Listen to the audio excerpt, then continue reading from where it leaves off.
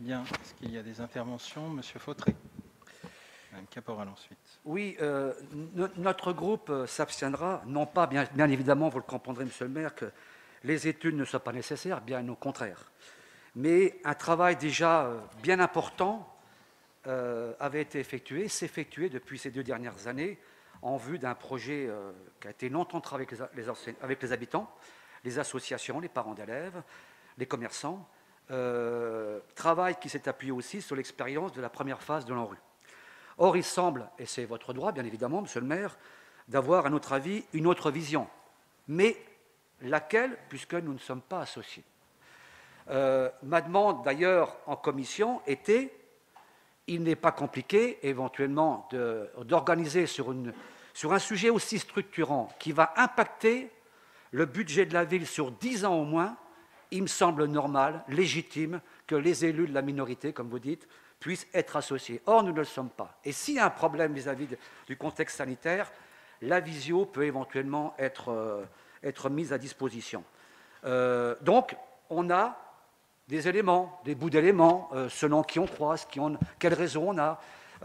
Ça ne peut pas être comme ça qu'on puisse travailler. Vous le savez, on est à l'approche d'une date importante, puisque je crois savoir que, en tout cas c'était les objectifs prévus auparavant, je ne pense pas qu'ils ont changé, le projet doit être présenté sous forme d'un plan guide fin juillet ou début juillet ou première quinzaine de juillet. Donc il ne reste que 3 mois. Le projet travaillé est le nouveau.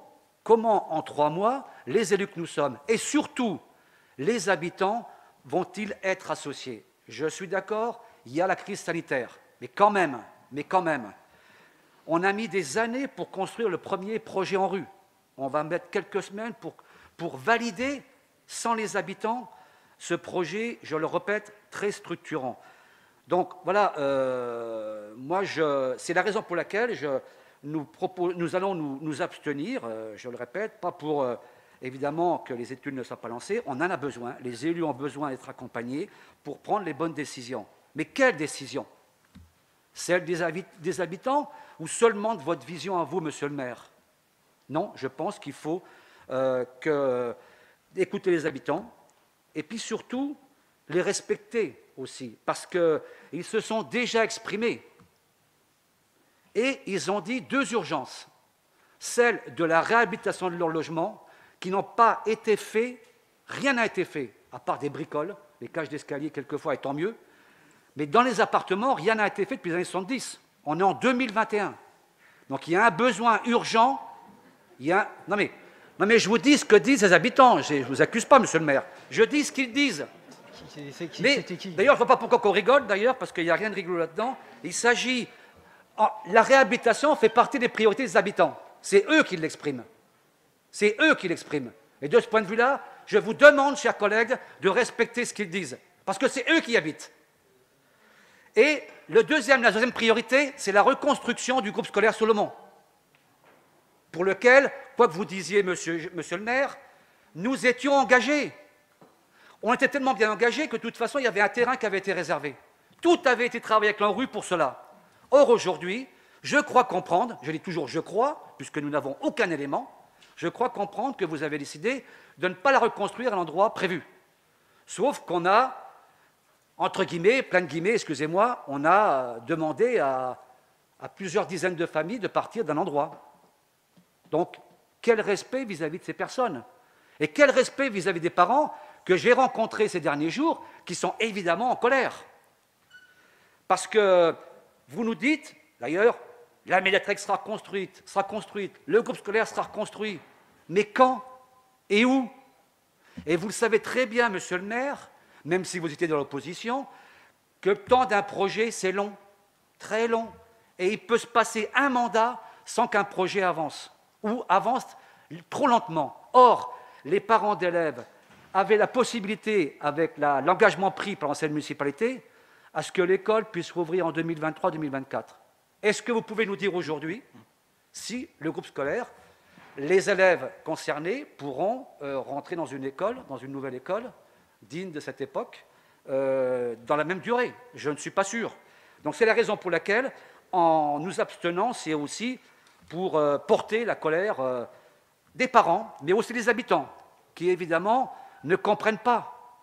La médiathèque, fini, on n'en parle plus. En tous les cas, on ne sait pas quand. Et le groupe scolaire, encore ça a été pour certains habitants que je rencontre, évidemment, c'est le coup de colère le plus important, et ça, ils le manifesteront d'une manière ou d'une autre. Madame Caporal. Oui, ce document donc, fait état du lancement d'études dont nous ne connaissons pas pour l'instant la visée. Je rappelle que certaines ont déjà été réalisées et que les refaire a un coût pour la collectivité. D'autre part, comme j'ai pu le relever en commission, il n'y a pas d'études consacrées aux espaces de pleine terre végétalisés.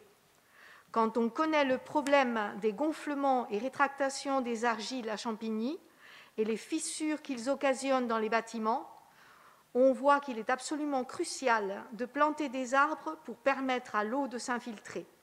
Il est essentiel aussi de prévoir des zones de fraîcheur pour les habitants qui seront de plus en plus soumis à des phénomènes de chaleur urbaine dans cette zone très urbanisée.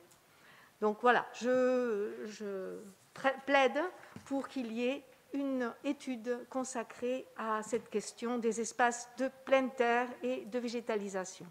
Merci. Monsieur Sy. Bonsoir chers collègues, merci Monsieur Jeanne. Première chose, je commencerai par une remarque. Lors du dernier conseil municipal, Monsieur Jeanne, nous vous avons fait parvenir avec mon collègue Monsieur Jean-Jacques Mayer un certain nombre de questions écrites, car le couvre-feu qui était à l'époque de 18h nous l'a posé lors de cette séance. Nous vous avions proposé de répondre à ces questions écrites. À ce jour, nous n'avons toujours pas eu de réponse. En 2019, un protocole d'accord a été signé dans le cadre du NPNRU. Il prévoyait notamment le financement d'un certain nombre de programmes. Sans aucune consultation du conseil municipal, et pire encore, sans consultation des habitants et des acteurs locaux, vous avez renégocié ce protocole pour y apporter des modifications. Nous avons bien pris en compte que votre façon d'être libre, c'est d'imposer sans concerter votre vision d'une avant-garde éclairée d'un autre temps en refusant de soumettre aux principaux intéressés les projets que vous portez. Afin d'avoir une vision éclairée, avant de nous déterminer sur cet avenant, nous voudrions connaître plus précisément quelques éléments. Le premier sont les modalités apportées au protocole initial. Deuxième point, les détails des études et leurs objectifs. Troisième point, l'impact de ces modifications, les coûts et les délais de réalisation, notamment sur les projets suivants. Le quid du devenir de la médiathèque? Quid de la nouvelle implantation de l'école? Sur la proximité, le fonctionnement et la maîtrise des délais de livraison. Sur quel terrain? À qui appartiennent-ils? Ensuite, que vont devenir les terrains acquis pour la reconstruction de l'école et les 70 logements vidés de leurs habitants? Enfin, l'étude figurant dans l'avenant porte plus sur l'intégration architecturale qu'autre chose. Quand comptez-vous réellement associer les habitants, les acteurs locaux à vos décisions et pas simplement en les consultant pour leur demander s'ils veulent plus de bancs, de terrains de foot ou plus de sécurité? Quand comptez-vous interroger sur le choix et le fonctionnement des nouveaux équipements? Nous souhaiterions par ailleurs, Monsieur Jeanne, disposer du dossier du point d'étape. Est-il disponible en séance ce soir? Bien entendu, vous l'aurez compris, nous voterons contre cette délibération. Est-ce qu'il y a d'autres interventions? Oui, Jacqueline Benhamed. Je vois que M. Fautré s'inquiète beaucoup du fait qu'on ne prenne pas en compte l'avis des habitants. Mais je voudrais savoir où vous étiez, M. Fautré, quand tout un quartier vous a dit non pour les constructions sur le stade ou au rond-point Allende-Colomb-Bardelais.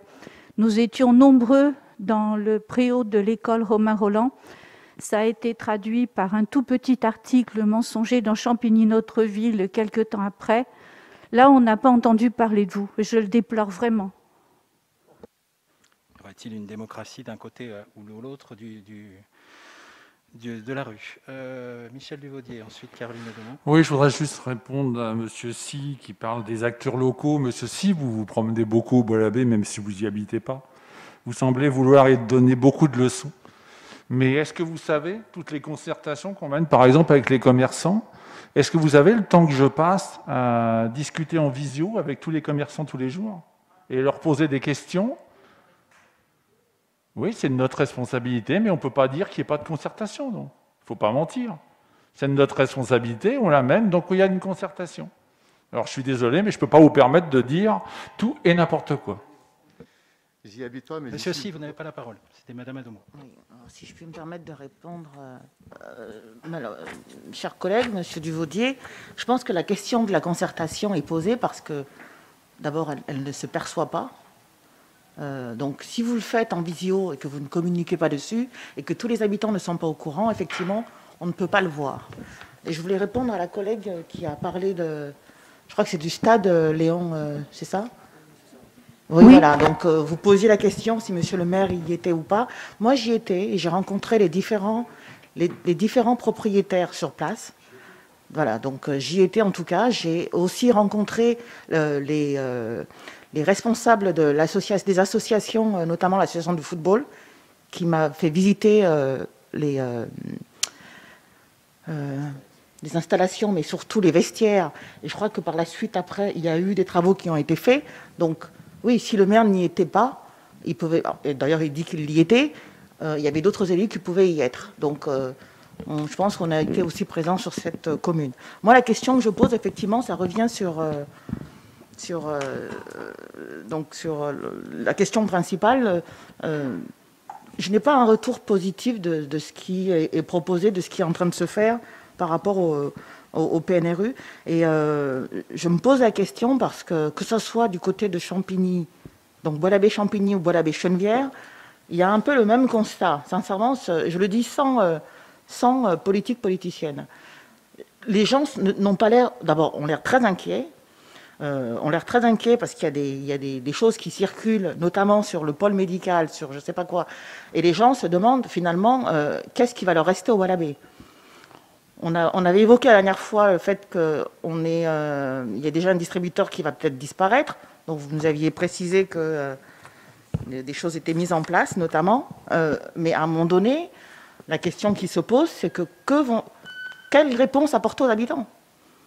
Parce que ça n'apparaît nulle part, Monsieur Duvaudier. Vous faites des consultations, mais on ne les voit pas. C'est-à-dire que vous voulez que je m'étende sur les réseaux sociaux? Non, moi, je suis désolé, monsieur. j'ai pris une autre façon de faire, et la façon de faire, c'est de travailler et d'avancer. Mais si vous voulez qu'on discute, c'est avec grand plaisir. Mais je n'ai pas à m'étendre sur tout ça.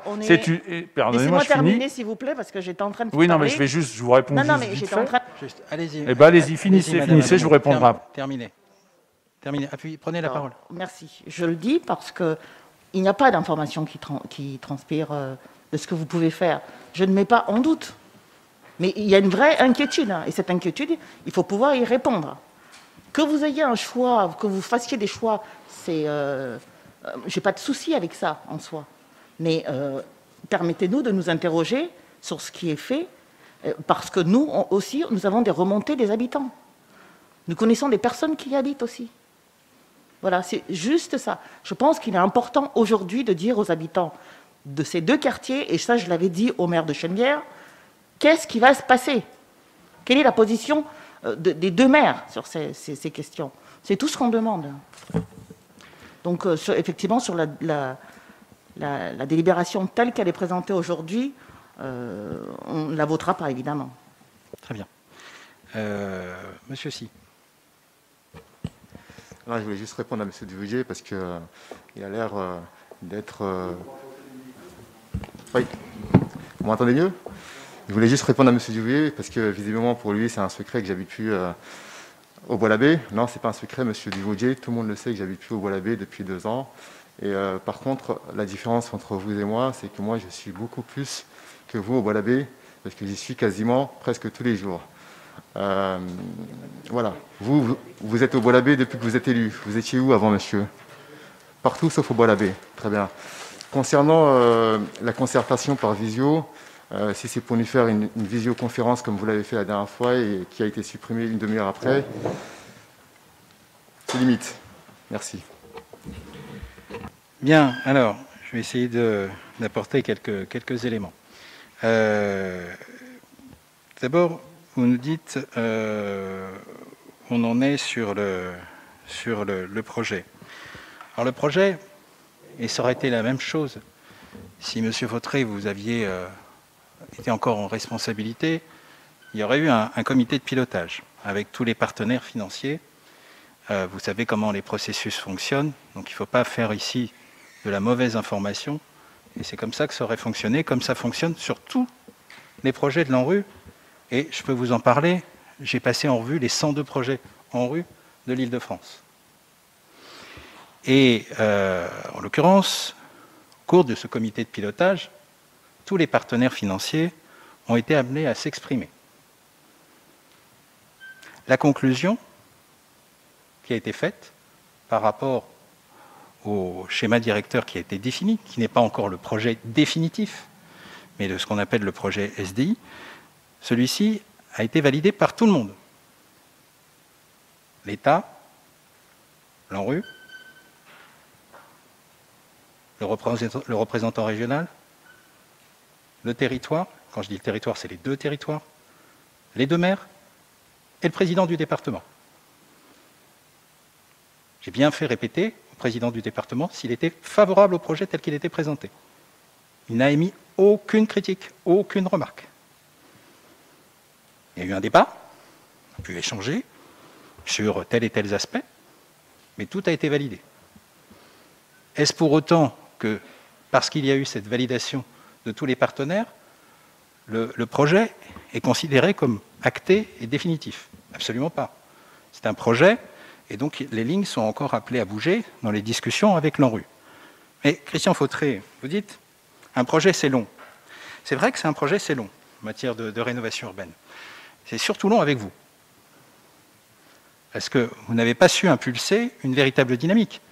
Madame Caporal parlait des études. On en a trouvé très peu. Il y a des choses qui, un peu comme l'étude d'Eugénie Coton, on la cherche toujours, on ne l'a toujours pas trouvée. Donc vous aviez peut-être des éléments, mais dans quel cas, il faudrait les remettre à la disposition. En tout cas, on n'a pas trouvé énormément de choses. Et les premiers échanges que j'ai eus avec le cabinet qui est en charge de l'ingénierie, c'était assez léger. Et je peux vous dire que les projets ANRU, j'en ai vu plus d'un. Je faisais encore une visio ce matin sur le projet de Saint-Denis et celui de Moisy-le-Sec. Donc, c'était extrêmement court.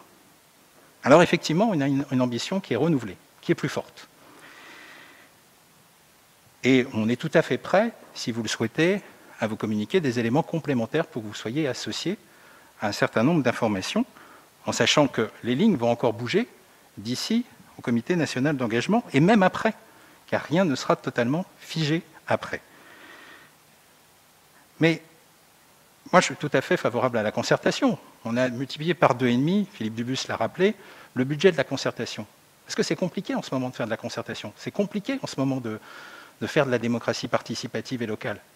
Tout le monde a ces difficultés-là. Tout le monde.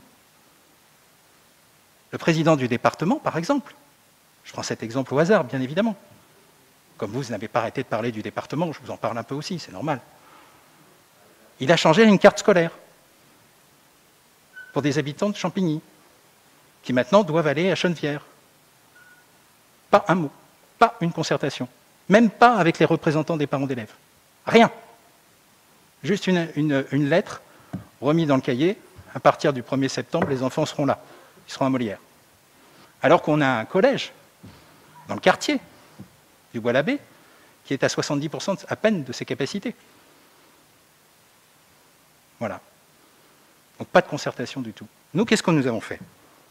Les ateliers avec des parents, des ateliers avec les associations, des ateliers avec les commerçants. Ils se poursuivent d'ailleurs. Des questionnaires, parce que c'est compliqué. Moi, je rêve d'une réunion publique. Est-ce que quand on a eu la possibilité juridique de le faire sur le projet du centre-ville, on l'a fait en septembre. On avait encore le droit. Aujourd'hui, on n'a plus le droit. Alors, je m'interroge sur certaines réunions qu'on voit parfois, dans toute illégalité. Mais on n'a plus le droit. Alors, je fais comment pour faire une réunion publique si j'ai plus le droit? Je ne respecte pas la loi? C'est ça que vous voulez me demander? Dans le contexte sanitaire où on a 300 morts par jour. Non. Donc, on essaye d'innover. Donc, on a fait des questionnaires. Régulièrement, on est sur les marchés. On échange. Les gens viennent nous faire des remarques. Nous aussi, vous connaissez du monde, je n'ai pas de doute. Je sais quels sont vos contacts. Et nous aussi, nous avons des contacts. Nous avons tous des contacts. Nous sommes élus. C'est le rôle des élus. Et on entend des choses aussi. On entend aussi beaucoup de fausses informations. Je ne vais même pas dire des rumeurs. Je dis des fausses informations. Le maire de Chenevière, comme moi, on entend de fausses informations. On va raser la poste. On a eu quelqu'un au cours d'un des marchés. C'était formidable. On vous repassera la vidéo si vous voulez, parce que monsieur Si est un adepte des vidéos, qui nous a dit « Monsieur le maire, moi j'ai signé la pétition contre l'ANRU. J'ai écouté ce qu'ils m'ont dit les camarades. J'ai signé la pétition. » Ah bon, mais pourquoi vous avez signé la pétition? Ah ben parce qu'ils m'ont expliqué que vous alliez raser tous les immeubles du Bois-l'Abbé.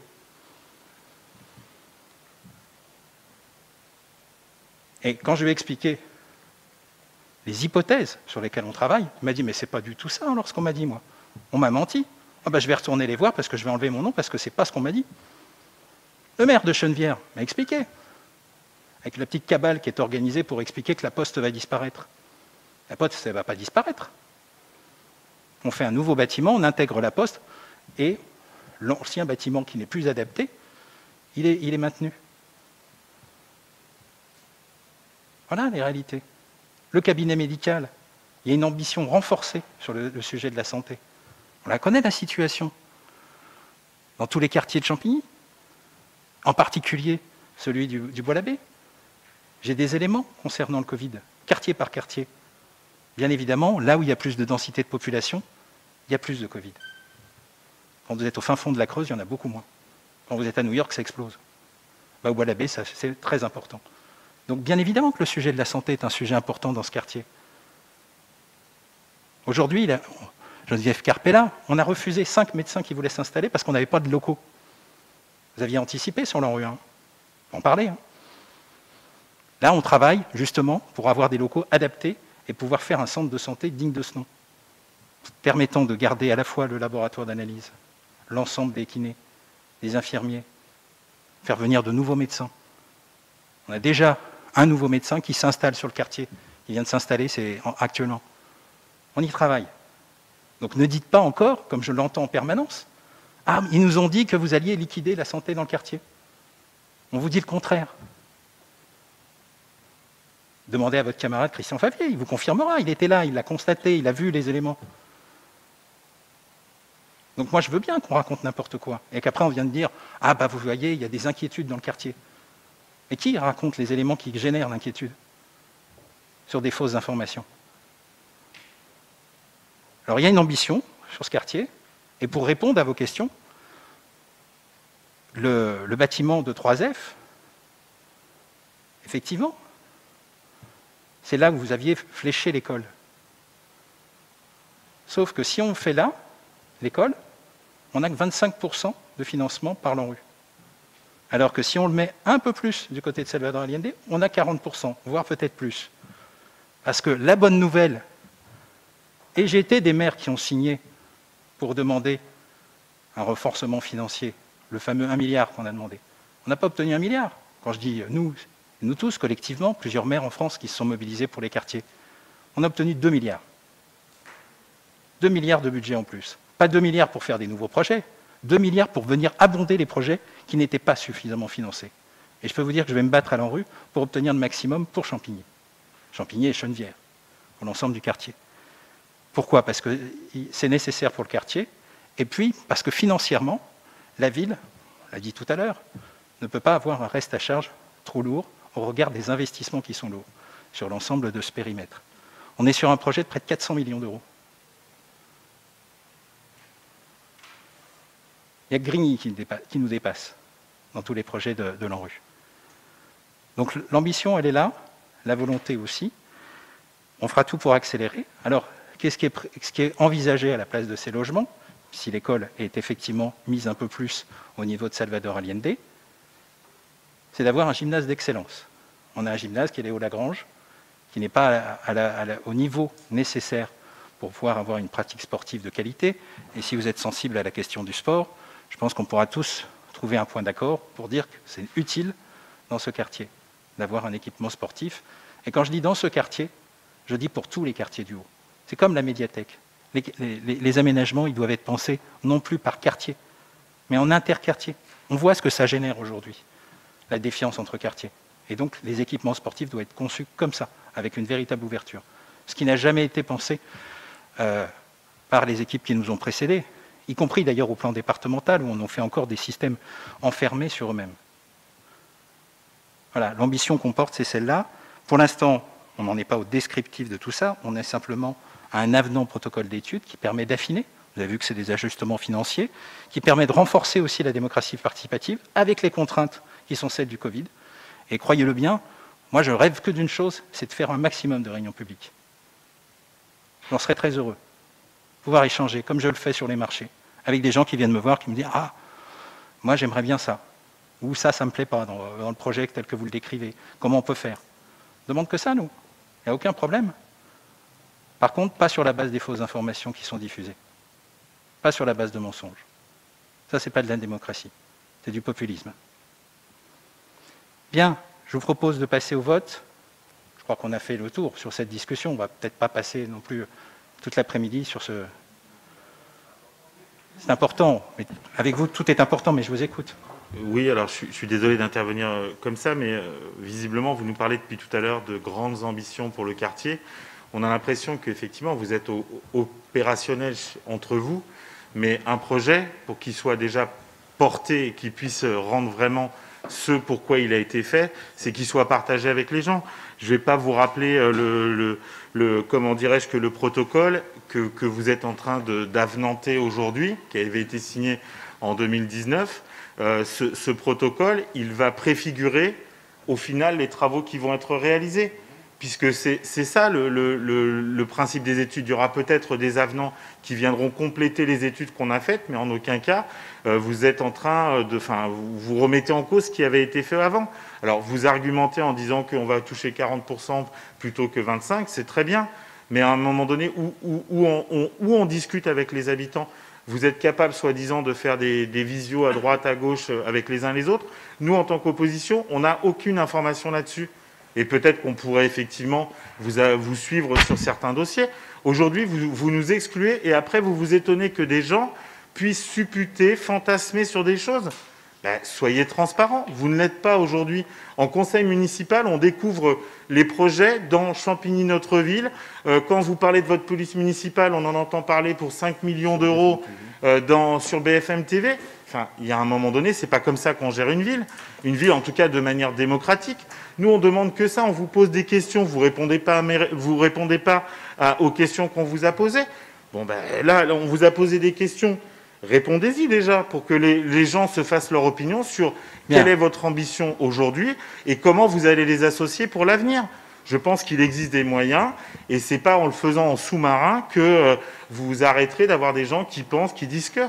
Et puis en même temps, moi je suis quand même un peu étonné de ce que vous faites, parce que si on regarde un peu le PLUI qui est en train d'être bougé, le PLU de Champigny, où est-ce que la densification elle est prévue sur le PLU, sur les modifications?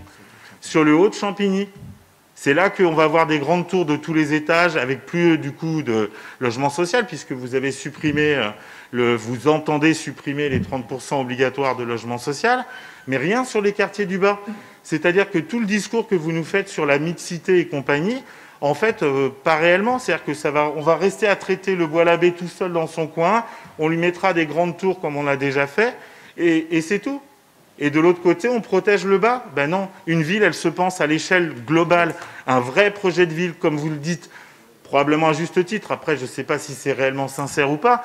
Mais en tout cas, le quartier du Bois-l'Abbé, il doit fonctionner avec tous les autres quartiers de la ville. Sauf qu'en fait, vous-même, vous faites de la segmentation en faisant le projet de centre-ville sans vous poser la question de comment les habitants du Bois-l'Abbé ils vont pouvoir continuer à venir au centre-ville.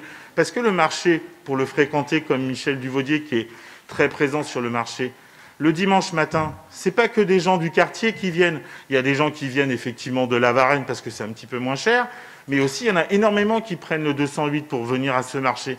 Donc ce qui va être décidé dans le centre-ville aura un impact sur les habitants du quartier du Bois-l'Abbé, des Mordac et des Boulereaux.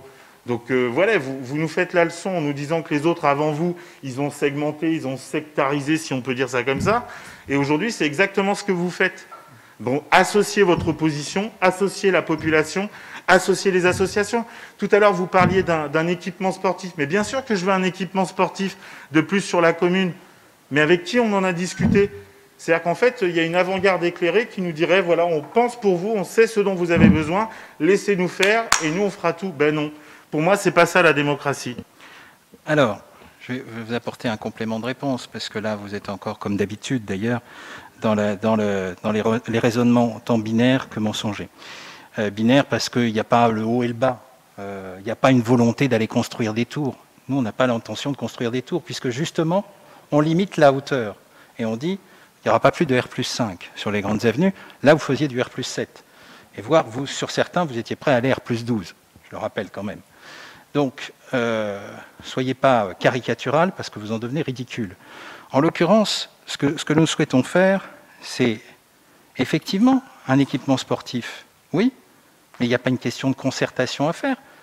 L'équipement sportif, tout le monde le dit, et dans l'enquête que nous avons menée, tout le monde dit on a besoin d'un équipement sportif de qualité sur le Haut-de-Champigny. On n'a pas un équipement sportif de qualité qui répond véritablement aux besoins. Toutes les associations sportives ont émis ce souhait. Tous ceux qui le pratiquent ont émis ce souhait. Je termine, je sais que vous avez du mal avec la correction, mais quand je parle, moi je ne vous interromps pas. Donc je vous disais, on est en train de regarder, l'objectif au niveau de l'ANRU, c'est d'avoir un accord pour faire un équipement sportif. Sauf si vous considérez que Léo Lagrange est formidable, en super état, et qui correspond parfaitement aux besoins de nos sportifs. Ce n'est pas notre cas, et ce n'est pas ce qui ressort des éléments dont nous avons de la part de tous les pratiquants, qui préféreraient avoir un équipement de meilleure qualité et avec de plus grandes capacités d'accueil. Il se trouve qu'on a des disciplines qui relèvent du haut niveau sur ce secteur. Et donc, on ambitionne de demander un gymnase d'excellence, puisque ça permet d'obtenir aussi des financements, et parce qu'on correspond aux critères. Je crois que je vois mal qui pourrait être contre un tel projet. Ça, c'est l'objectif. Après, qu'est-ce qu'on va y mettre dedans en termes d'activité? Bien évidemment qu'il faudra faire des concertations beaucoup plus poussées que simplement le principe. Bien évidemment que ça va se faire. Mais pour l'instant, on n'en est pas là. Là, on est sur des études. On est sur des préfigurations. Tant qu'on n'aura pas l'accord de l'ANRU qui nous dit « Ok, nous, on est prêt à flécher un financement pour un équipement sportif », on ne pourra pas dire « On a un équipement sportif, on va parler de ce qu'on va faire dedans ». Si à la fin, l'ANRU nous dit bah, « Écoutez, nous, on finance qu'à hauteur de 10%, », la ville n'a pas les moyens de financer. C'est tout le problème sur l'école. Aujourd'hui, on a des investissements qui sont lourds pour faire une nouvelle école. Si on avait que celle-là, ça irait. Mais il y en a 4 à refaire. Et donc, forcément, on regarde les sources de financement pour faire en sorte qu'on ait un reste à charge le plus faible possible pour la ville. Si vous êtes soucieux des finances de la ville, puisque nous faites des leçons sur la gestion, vous qui avez du mal à gérer 6 000 euros, je rappelle quand même qu'on doit être attentif à la gestion de nos deniers publics. C'est l'argent de tout le monde. Bien, je crois que le débat a eu suffisamment lieu, donc je vais vous proposer de passer au vote. Qui est pour cet avenant au protocole? Abstention? Contre? Eh bien, il est adopté. Point numéro 14, pour l'avenant numéro 5, Michel Duvaudier. Bien, après ces bonnes paroles. Donc on va passer donc à cet avenant numéro 5 à la concession du service public pour la gestion et l'exploitation des marchés aux comestibles prolongeant de 4 mois sa durée. Donc quand on parle de l'exploitation des marchés aux comestibles, c'est avec un S. Ça veut dire que ça concerne aussi bien le centre-ville que celui du Bois-l'Abbé, que celui de Stalingrad et que celui de Queilly. L'impact du Covid-19 et le report des élections municipales, évidemment, fortement retardé les travaux et le respect des règles et des délais sur le renouvellement de cette DSP qui devait avoir lieu fin juin 2021. Donc il y a là une commission qui s'appelle la Commission consultative des services publics locaux, n'a pu se tenir. Elle s'est tenue finalement le 10 mars 2021 et elle a donc rendu un avis favorable à la prolongation de cette DSP pour une durée de 4 mois pour permettre bien évidemment de se mettre en conformité et de travailler sur la future DSP pour laquelle j'espère effectivement que la concertation se tiendra. Certains d'entre vous y participent, on en discute, même si ce n'est pas toujours de façon officielle, mais enfin on avance, donc je vous demande donc de valider cette délibération pour cette prolongation. Merci. Est-ce qu'il y a des interventions? Madame Hadot. Alors, comme chaque année, je suis toujours interrogative. Si vous pouvez parler un peu près du micro, on ne vous entend pas. Je disais, comme chaque année, je suis toujours interrogative et j'interviens concernant cette prolongation qui n'est pas la première, pour rappeler quand même que il faut. Je sais que vous êtes présent sur les cartes, sur les marchés, Monsieur Duvaudier, mais notamment le marché du Bois-l'Abbé. À la fin du marché, c'est un peu catastrophique. Je ne sais pas si vous l'avez constaté. Voilà, c'est de voir avec peut-être avec les responsables pour qu'un effort soit fait, parce que autant on voyait que avec le vent, les déchets étaient allés jusqu'aux entrées de bâtiments. Là, c'est vraiment c'est assez prononcé, quoi. C'est-à-dire, on retrouve des dépôts, des comportements un peu particuliers, et je pense vraiment qu'il faut faire quelque chose. Et moi, je m'abstiendrai parce que c'est toujours le même questionnement, et je trouve qu'il y a une dégradation, notamment dans la prise en charge des déchets après le marché. Je parle de celui du Bois-l'Abbé. Je vais vous répondre, si vous le permettez. Donc, pourquoi est-ce qu'on prolonge justement cette DSP? Ça m'étonne d'ailleurs que vous ne votiez pas pour, parce que si on la prolonge, c'est justement pour pouvoir étudier toutes ces nouvelles mises en place, tout ce qu'on va exiger au candidat qui sera choisi, parce que je vous rappelle quand même que c'est un appel d'offres et qu'il n'y a pas qu'un candidat, il y en a d'autres, on les étudiera et on en choisira un, mais je peux vous assurer que tout ce qui est traitement des déchets, par exemple, sera un moment fort de cette DSP, et je peux vous rassurer, on réfléchit déjà, par exemple, à la suppression totale et définitive des sacs en plastique. Enfin, on y travaille vraiment. Et je crois que pourquoi est-ce qu'on prolonge? C'est pour travailler efficacement sur ce projet et qui soit le plus réel et le plus favorable à une transition écologique la plus adaptée possible. Évidemment, ça va changer les comportements, mais il nous faut vraiment du temps, vous le savez bien, on s'y croise. Il faudrait bien qu'il y a du temps, et c'est vrai que je déplore totalement ce qui s'y passe aujourd'hui en termes de fin de marché, mais il faut laisser, comme on dit, le temps au temps, hein. Et c'est pour ça que cette prolongation est là. Je voterai en faveur. On vous en remercie. Peut-être pour préciser aussi que on a repris un peu le travail, pour vous donner d'autres éléments d'éclairage, on a repris le travail à la suite, ça a été évoqué tout à l'heure, de la nécessité d'apurer les comptes sur le sujet des ordures ménagères. On avait un delta d'1,7 million, à la suite de nombreuses demandes qui avaient été formulées, pas toujours justifiées, mais enfin, il fallait apurer les comptes. Maintenant, on est aussi dans le respect de la réglementation, faire en sorte que chacun assume pleinement ses responsabilités entre le territoire et la ville, puisque sur les marchés, la collecte des déchets relève, alors c'est un peu compliqué, hein, parfois nos concitoyens ont du mal à comprendre ces subtilités administratives, mais la collecte des déchets relève du territoire, mais le nettoiement du marché après le marché relève de la ville. Alors c'était jusqu'à présent pris en charge par le territoire, mais refacturé. Et donc on ne se souciait plus trop de savoir qu'est-ce que ça coûtait au final, puisqu'on disait c'est le territoire. Sauf que le territoire, on refacture à la ville. Donc nous, on a regardé ça de plus près. Il y a des discussions, je peux vous dire, particulièrement musclées avec le territoire, parce qu'on défend les intérêts de la ville pour qu'un certain nombre d'engagements soient pleinement respectés.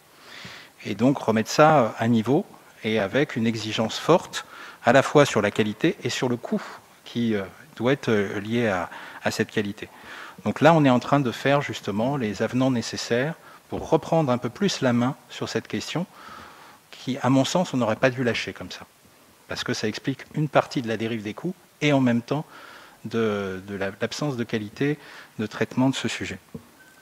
Alors, Michel n'a pas donné l'avis des commissions, donc je le donne. Il y avait un avis favorable de la deuxième et de la première commission. Est-ce qu'il y a d'autres interventions? Il n'y en a pas, donc je propose qu'on passe au vote. Qui est favorable à cet avenant à la concession du marché? Avis unanime, je vous en remercie.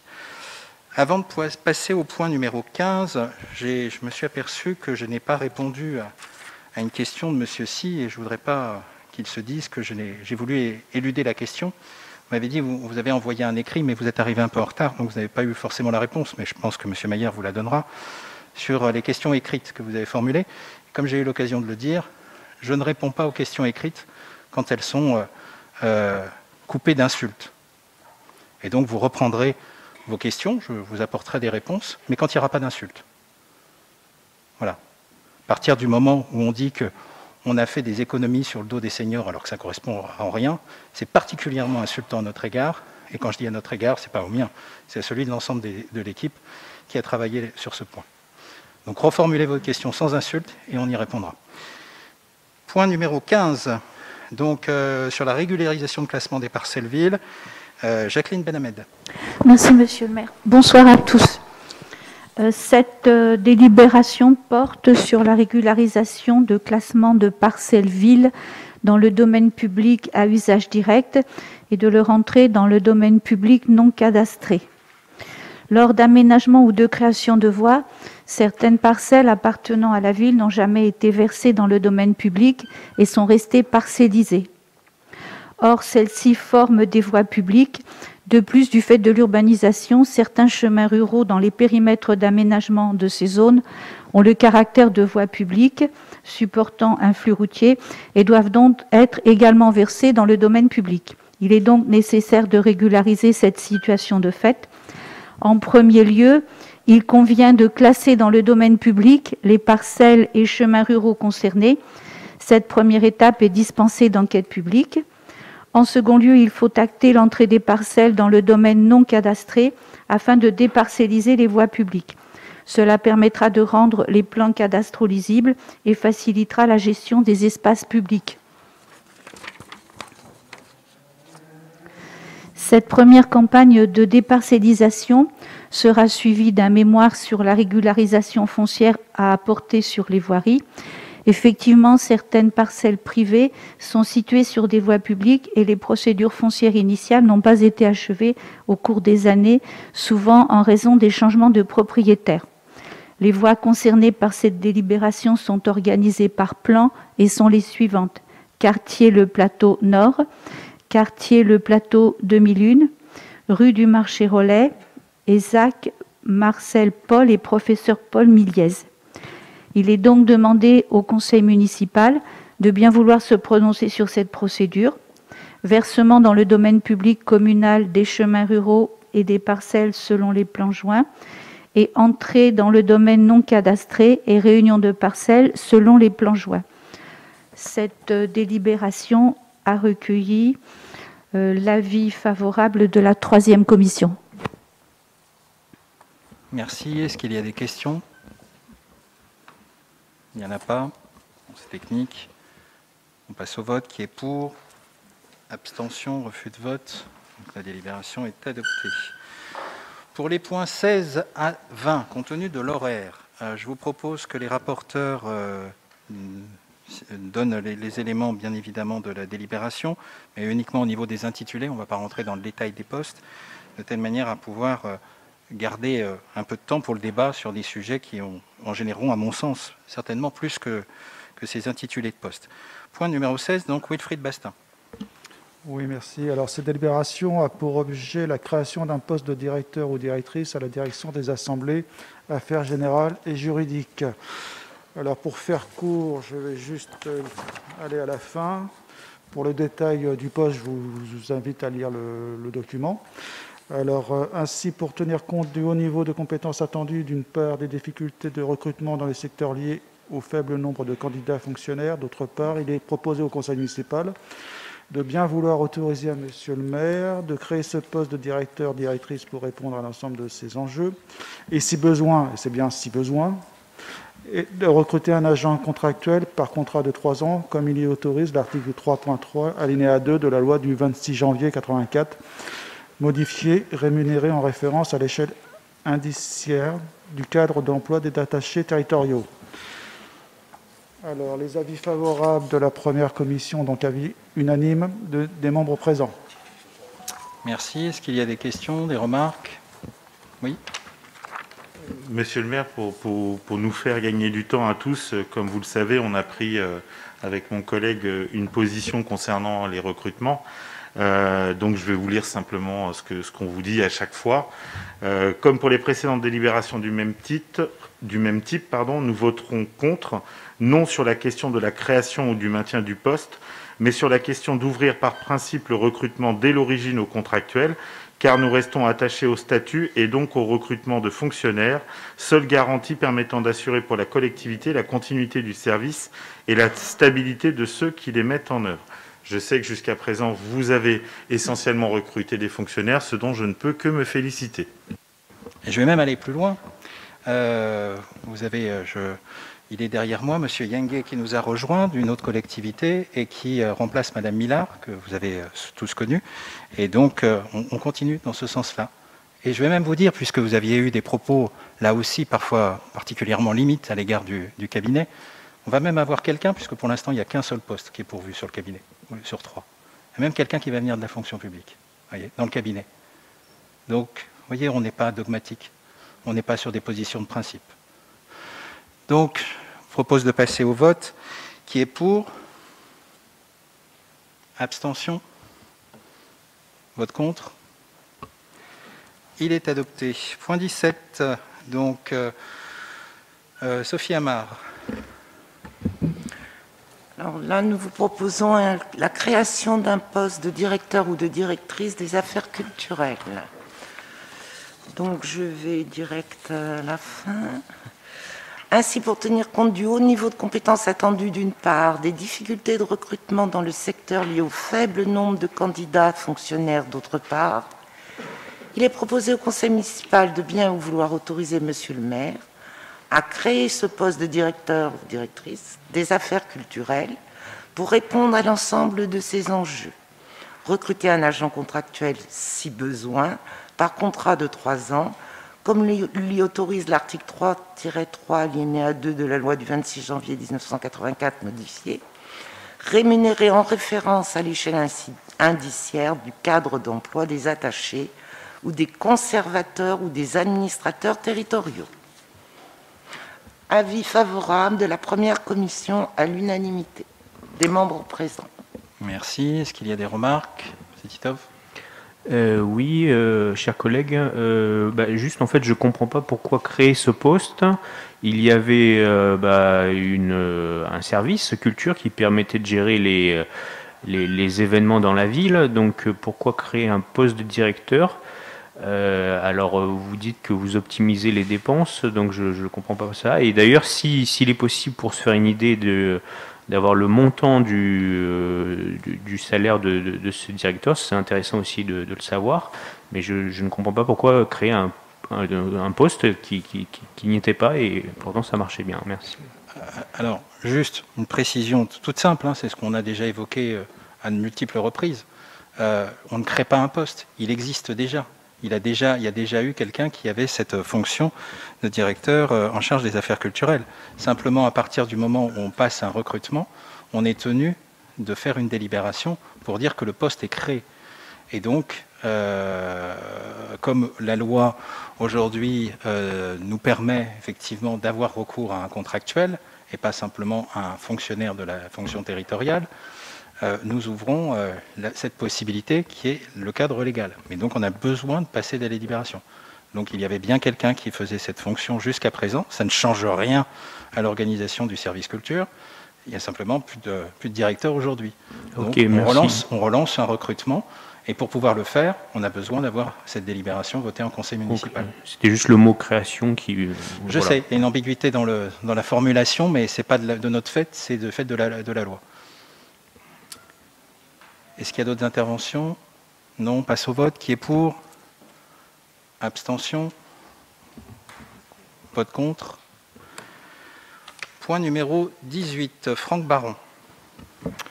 Dans la même veine, il est proposé la création de 2 postes de directeur adjoint, dont les principales missions sont listées là-haut.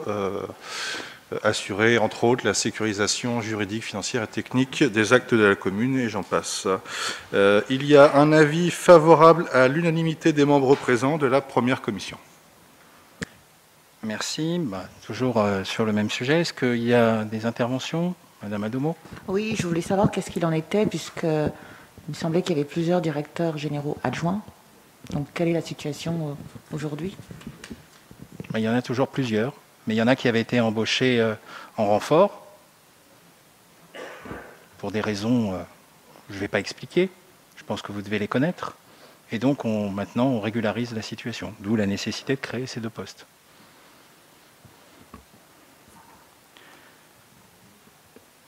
On passe au vote. Qui est pour? Abstention? Vote contre? Point numéro 19, Aurore Thiroux.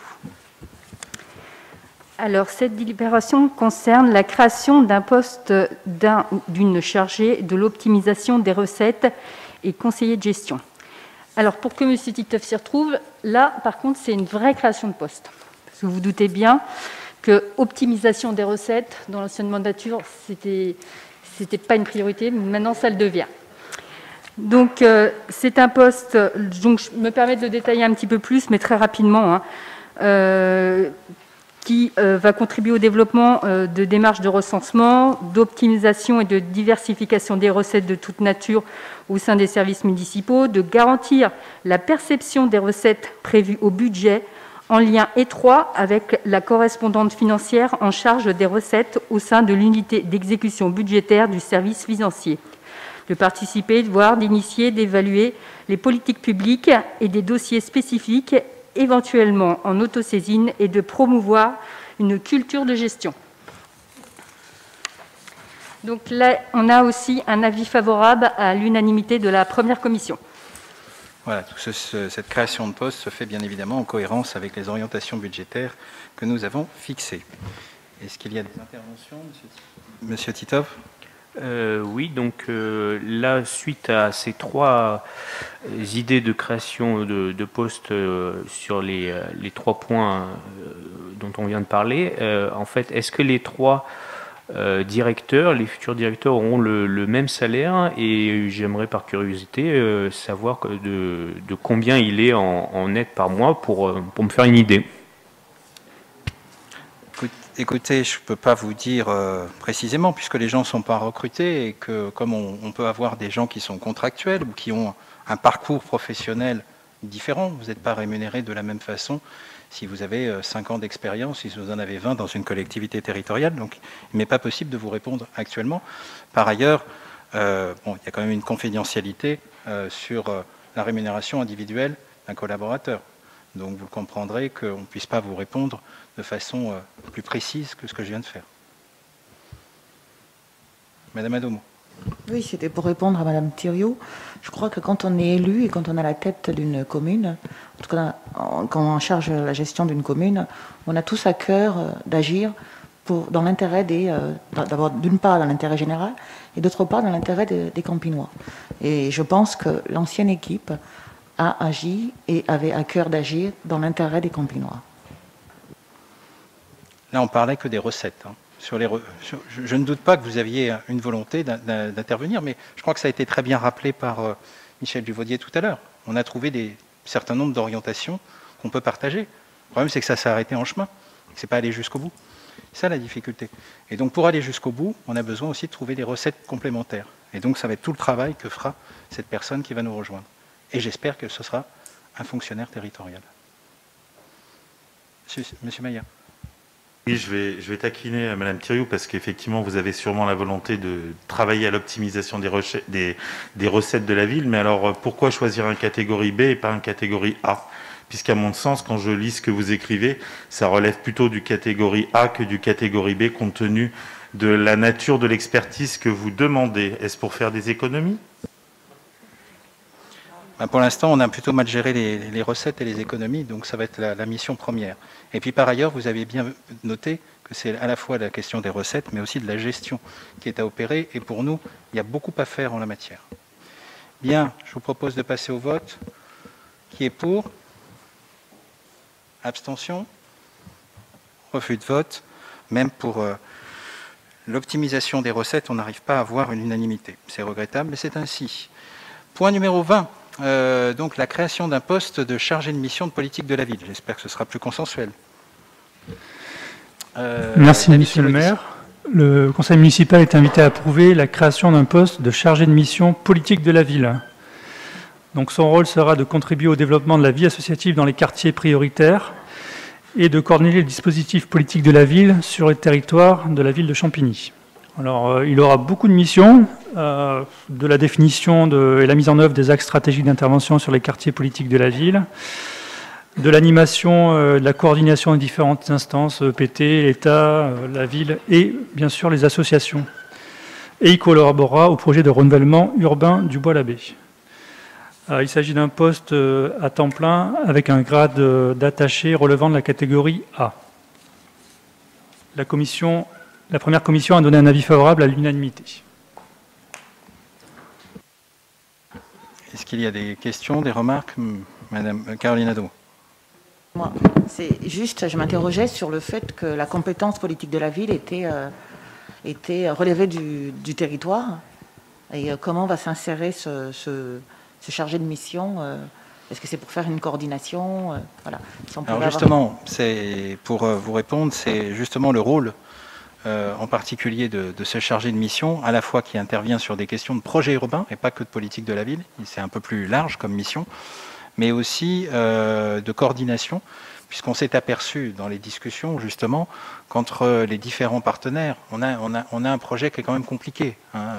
On a le territoire qui s'occupe de la partie réglementaire, on a la ville qui s'occupe de la partie programmation, études, en liaison avec le cabinet, on a les deux villes, on a les deux territoires, on a l'ANRU. Enfin, on est sur le schéma le plus complexe. Il n'y en a qu'un comme ça, avec deux villes de territoire. Et donc, on a besoin d'avoir quelqu'un qui va justement piloter un peu la coordination. On a une chargée de mission qui fait un très bon travail au niveau de la ville, mais on a besoin d'avoir une coordination et puis aussi une représentation de la ville sur certaines réunions de coordination, que ce soit sur des visios ou d'autres choses. Et donc, on a besoin véritablement de quelqu'un qui vienne en complément pour travailler dans le cadre de cette mission. Bien, s'il n'y a pas d'autres interventions, on va passer au vote. Qui est pour? Abstention? Refus de vote? Vote contre? Donc même pour soutenir la politique de la ville, vous n'êtes pas favorable. On le notera. Point numéro 21, Johan Picot. Merci, Monsieur le maire. Œuvrant dans de nombreux domaines, les associations participent à la dynamique campinoise et contribuent à renforcer les solidarités et la cohésion sociale. Malgré un contexte budgétaire contraint, la municipalité maintient son engagement en direction du secteur associatif, avec une enveloppe reconduite à hauteur de 1 038 948 €. La campagne des subventions communales 2021 a été une nouvelle fois effectuée de manière dématérialisée, avec un traitement des dossiers de demande de subvention, archivage des pièces, ateliers d'aide. La procédure mise en place s'est articulée autour de 4 étapes. La vérification des critères de recevabilité, le respect des conditions réglementaires, la structuration de l'association, la situation financière de l'association. L'instruction des dossiers en lien avec les directions sectorielles permettant une étude plus précise. La mise en place d'un comité technique des directions concernées par les secteurs d'activité des associations afin d'analyser les dossiers déposés lors de la campagne. Un arbitrage en commission d'élus intégrant une analyse globale des dossiers afin de disposer d'une vision globale sur la situation de chaque association. Je vais vous donner quelques chiffres. 153 dossiers de demande de subvention reçus cette année, dont 29 pour le secteur sportif. 23 associations ont adressé une première demande. 24 associations n'ont-elles pas renouvelé de demande de subvention, due à une année 2020 un peu sans secteur associatif pour certaines. Et 7 associations sont actuellement conventionnées avec la ville. Alors, il y a peut-être l'avis des commissions. Pardon, excusez-moi. L'avis des commissions à l'unanimité sur la 6e commission et la première commission, pareil. Alors, je rappelle que les membres des associations qui font partie des conseils d'administration ne pourront pas prendre part au vote, donc ils seront appelés à le signaler sur un certain nombre de ces structures. Est-ce qu'il y a des interventions? Caroline Adomot. Pour préciser que je suis membre d'une association, même si je ne siège pas au conseil d'administration, comme je l'ai toujours fait chaque année, je ne prendrai pas part au vote. Vous pouvez préciser l'association? Ensemble les papis mamies. Très bien. Sylvain Solaro. Je fais partie aussi de l'association Ensemble les papis mamies et je suis au conseil aussi d'une autre association, l'Office des migrants. L'Office des migrants, tout à fait.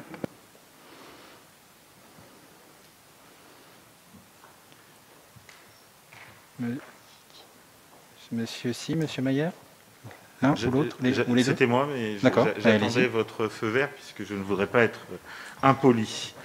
C'est bien, on progresse. Voilà, tout à fait. Je voulais remercier notamment les rédacteurs de la note parce que dans cette note-là, il apparaît un certain nombre d'informations qui nous paraissent essentielles, même si elles pourraient être améliorées puisqu'on en a échangé en commission. Notamment sur le comparatif de ce qui a été attribué cette année et ce qui va être attribué cette année et ce qui l'était précédemment. Pourquoi? Parce que ça nous interroge toujours quand dans un tableau on voit un chiffre 0 et qu'on peut s'interroger sur est-ce que c'est parce que l'association elle est sur une première demande, est-ce que au contraire c'est parce que comme on l'a remarqué dans puisque certaines réponses nous ont été apportées sur certaines associations qui avaient, on va dire, des bas de laine tellement importants qu'il n'était pas légitime de leur attribuer une subvention sur 2021, ce dont nous avons discuté et qui nous paraît parfaitement logique. Donc peut-être ma demande, c'est pour éviter de vous demander, puisqu'il ne nous reste pas beaucoup de temps et que pour éviter de polluer le débat, on pourrait avoir ces comparatifs et que les éléments que vous avez cités sur le nombre de dossiers, on le compare avec celui de l'an dernier. Est-ce qu'on en a plus? Est-ce qu'on en a moins? Vous voyez, ça donne quand même une idée un petit peu de tout ça. Et sur les zéros, effectivement, de pouvoir peut-être préciser qu'il s'agit d'une première demande ou pas, parce qu'il y en a quand même il y en a une très grande liste. Et pour terminer, je me félicite avec mon collègue que la nouvelle majorité ait entendu le monde associatif d'une manière générale, parce que le fait de maintenir, parce qu'il y a quelques écarts, mais qui s'expliquent certainement par des disparitions de subventions et autres, en tout cas, je pense, d'après les informations qui nous ont été données en commission, que tout le monde retrouve ses petits, sauf dans les cas un peu exceptionnels. Ça permettra à toutes ces associations qui aujourd'hui ont toujours un peu cette épée de Damoclès au-dessus de la tête quant à savoir quand elles pourront réellement reprendre une activité normale. En tout cas, ça leur permettra, je pense, dès que ce sera possible, de faire un démarrage, je dirais, assez facile ou en tout cas facilité. Et donc, nous vous remercions d'avoir entendu les associations en maintenant le même montant à quelque chose près que de la subvention qui avait été attribuée les années précédentes. Caroline Adomot. Et d'indiquer que j'étais aussi membre de l'association Yakar en bas. D'accord, c'est noté. Monsieur Si. Je fais également partie d'une association, donc je ne prendrai pas part au vote. Vous faites partie de quelle association? UTSF. UTSF. Mais là, il n'y a pas de subvention pour UTSF. Alors, entre la délibération qui vous est parvenue en commission et celle que l'on vote, il y a une modification. Vous l'avez peut-être vu. Non? Ben écoutez, on a supprimé la subvention, puisqu'on a été saisi par un huissier, suite à un litige d'ordre prud'homal, et nous demandons de ne pas vous verser d'association. Enfin, pas vous, titre personnel. J'entends l'association que vous présidez. Et on a découvert aussi que l'association est dans une procédure de liquidation. Donc on ne peut pas verser de subvention à une association qui est en cours de liquidation. Alors je ne sais pas pour quelle raison, vous pouvez peut-être nous l'expliquer, parce que l'UTSF est une structure qui existe depuis longtemps, qui avait été fondée par votre père, si je ne me trompe pas, et donc qui fait un travail notamment dans le soutien scolaire qui est utile, et donc ça nous inquiète pour les jeunes, de voir que cette association, en fin de compte, n'existe plus, sur le plan juridique, j'entends, et qu'au fond, on ne peut pas faire le versement nécessaire. Merci d'apporter cette précision. J'ai envie de vous dire que je suis très étonné ce soir, en fait, des informations que vous communiquez, parce que visiblement, ce n'est pas la première fois que vous communiquez ce type d'informations, puisque j'ai cru entendre que, pas plus tard que la semaine dernière, dans une réunion du COPIL concernant la politique de la ville, vous avez annoncé ces mêmes informations. J'ai eu hier les services de la préfecture en entendant ces quelques informations. Donc j'ai échangé, j'ai appelé moi-même les services de la préfecture qui me disent clairement qu'il n'y a aucune démarche en ce sens. Aussi, je vous confirme que nous avons eu il y a quelques années, donc il y a 2 ans, un litige avec un ancien salarié de l'association. Est-ce que c'est lié à ça? Je ne sais pas. En tout cas, je vous confirme ce soir, je n'ai reçu aucune lettre, aucune notification officielle de qui que ce soit des informations que vous communiquez. Donc je suis très étonné. Et les services de la préfecture que j'ai eu également hier ne confirment pas les informations que vous donnez. Donc j'ai assez rapidement fait une demande de rencontre avec le préfet qui aura lieu dans les prochains jours pour éclaircir la situation, mais voilà, je reste étonné des informations que vous communiquez. Alors, peut-être pour éclaircir les choses, la saisine de l'huissier, je l'ai là, bon, pour un montant de 22 000 €, c'est quand même pas une petite somme, pour un licenciement sans cause réelle et sérieuse, sans prise en cause de la précarité, donc un certain nombre d'éléments quand même importants qui ont fait en sorte que l'huissier nous saisisse en nous disant on vous demande de ne pas verser la subvention au regard de ce contentieux. Et donc forcément on s'est interrogé. Alors moi je ne sais pas ce qu'il en est au niveau des informations de la préfecture, et ce que je fais dans ces cas-là, c'est que je recherche l'information officielle. Il y a un bulletin officiel qui s'appelle le BODAC, et vous pouvez aller voir sur n'importe quel support. Donc la procédure d'ouverture de la liquidation judiciaire a été prononcée le 23 novembre 2020 et elle a été enregistrée au greffe depuis le 22 décembre. Donc moi j'en reste aux informations officielles, je prends le bulletin officiel. Alors peut-être que la préfecture n'a pas eu l'information, je ne sais pas, moi je ne préjuge de rien, mais en tout cas c'est les informations que j'ai, et donc effectivement on a échangé en COPIL sur l'interrogation qu'on avait à la suite de la saisie de l'huissier.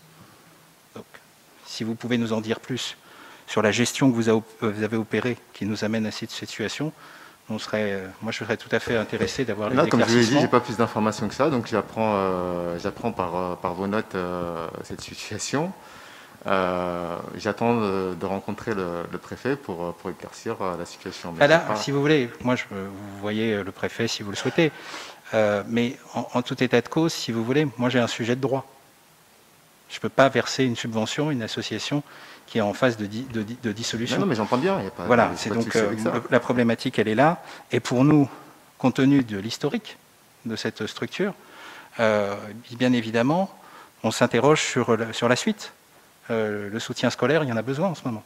Et donc, comment on le fait vivre pour faire en sorte que le service qui est rendu puisse se poursuivre. Et notre première préoccupation, elle est là. Et la deuxième, c'est effectivement une question juridique. Et moi, le préfet dira ce qu'il veut. Moi, je lui ai dit quelle était ma position. Je ne peux pas me mettre en situation juridique fragile au regard de la gestion qui a été opérée et dont je serai aussi comptable. Est-ce qu'il y a d'autres interventions ? Monsieur Lurier, ensuite Monsieur Maillère. Oui, brièvement pour signaler que je ne participerai pas au vote concernant les vignes du coteau de Champigny. Je suis membre du bureau. C'est bien noté. Monsieur Maillère. Oui, Monsieur le maire, juste sur la forme, là, sur l'échange que vous venez d'avoir avec mon collègue, il me semble que si vous aviez des questions à lui poser, vous auriez pu les faire autrement qu'en conseil municipal. Simplement noter qu'effectivement, la décision qui avait été de suspendre la subvention d'une association, parce que je ne crois pas que le conseil municipal, ce soit le lieu pour jeter en pâture des informations comme vous le faites, même si j'ai noté que vous le faisiez de manière assez sympathique et je n'ai pas répondu à votre première intervention en début de conseil municipal. Mais je trouve ce procédé parfaitement abject et je pense qu'il y a d'autres moyens d'obtenir les informations que de le faire comme vous le faites aujourd'hui. Écoutez, je vous précise simplement les choses. On a été informé très récemment par le fait de l'huissier. On a un huissier qui s'est présenté, ce qui fait d'ailleurs que dans la délibération que vous aviez en commission, pour nous, la subvention, elle était là, parce qu'on n'avait pas l'information. C'est parce que l'information est venue après la tenue de la commission que je suis bien obligé d'en parler aujourd'hui. Parce que vous seriez tout à fait en droit de me dire le versement était prévu en commission, il n'est plus en conseil municipal, pour quelle raison? Moi, je pense que c'est normal d'éclairer le choix qui a été fait, et voilà, c'est tout. Après, moi, je ne préjuge de rien, je ne suis pas juge, je dis simplement qu'on a une difficulté administrative et sur laquelle je pourrais être tenu comme responsable, juridiquement. Et donc, j'explique pourquoi je le fais. C'est tout. Après, ce que je dis, s'il y a une activité qui peut se prolonger, on va regarder comment le faire. Monsieur Solaro. Une question rapide. Il y a une association, je crois, ils sont en association, Diamant d'Afrique, je ne les vois pas dans la liste. Est-ce qu'ils ont fait une demande de subvention ou pas? Parce que quand j'étais quand j'étais dans la majorité auparavant, on leur avait pas accordé de subvention parce qu'ils n'avaient pas un an d'existence. Mais maintenant, s'ils l'ont, ils pourraient l'avoir. Ils n'ont pas fait de demande Oui, je peux répondre. Oui, Monsieur Salaro, en fait, ils n'ont pas fait de demande. Malgré qu'on ait pu les relancer, ils n'ont pas souhaité déposer de dossier. Ah d'accord, ok. Merci pour le renseignement. Merci. Pour même aller un peu plus loin, il y avait même eu une proposition de la part du territoire et ils ont refusé.